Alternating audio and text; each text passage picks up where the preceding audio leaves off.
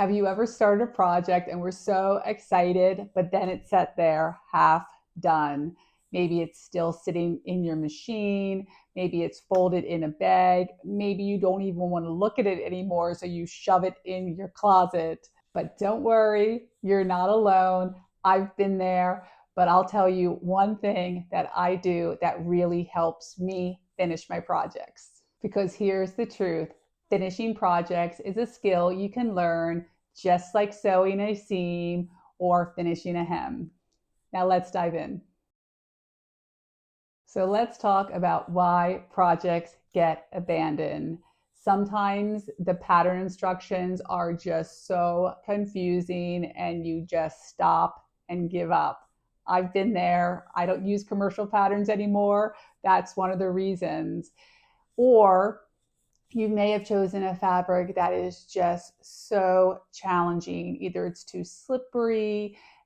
I've had fabric that I can't even get to go through the machine, and you just don't know what to do to sew the fabric properly. There's some fabrics I just will not use for that reason, but I do like to expand my repertoire of fabrics. So I do challenge myself, but there are many tips that you can use in order to work with these tricky fabrics. Perhaps life has just gotten in the way, and by the time you get back to the project, you've just lost all your excitement for it. And sometimes perfectionism gets in the way, and when it doesn't come out looking exactly like you had in your mind's eye, you just stop and give up. Every sewer has been there, but for beginners, it sometimes can feel more daunting because you don't yet have the skill to press through these issues that you come in contact with.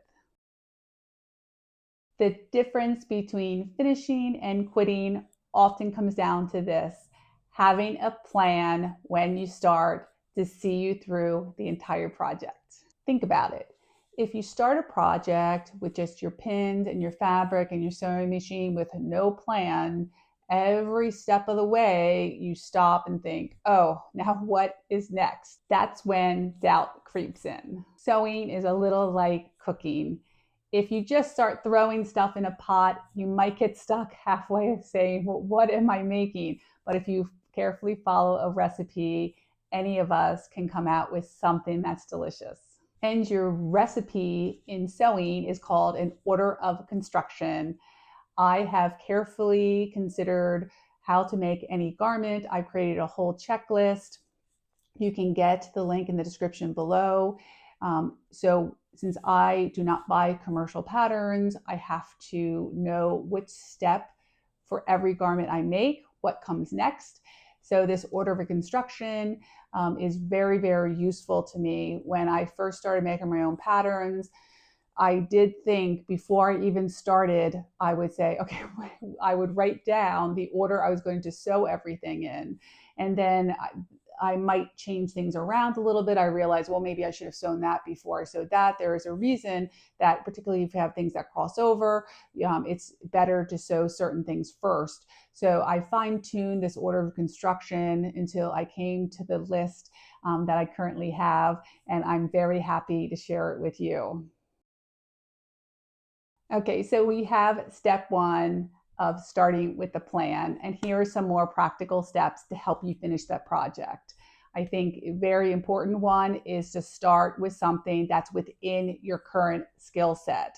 So what my skill set is different than your skill set or any other skill set. Every project I do, I always try to add something in that is a little different to keep it interesting for me. So I'm not making the same skirt over and over and over, even though I may remake some simple skirts because I find a new fabric that I love. So I really do reuse my patterns. But when I'm thinking to design a new dress or even a skirt, I'm looking to add something a little different that I haven't done before and definitely expand my skills. So whatever your skill set is currently, choose a project that is within that and just slightly expanding your abilities. So a really beginner would start with something like an A-line skirt or a very simple boxy tee. These won't overwhelm you and give you the win of actually completing something. And choose stable fabrics. There are certain fabrics like cotton and linen that are so much easier to sew with and iron. They're excellent for beginners.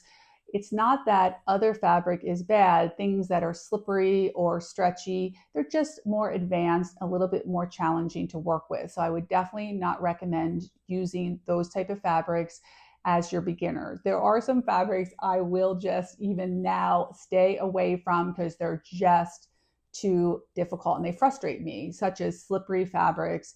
I just don't like to work with those. I do use stretch fabrics, but I also tend to use more stable stretch fabrics.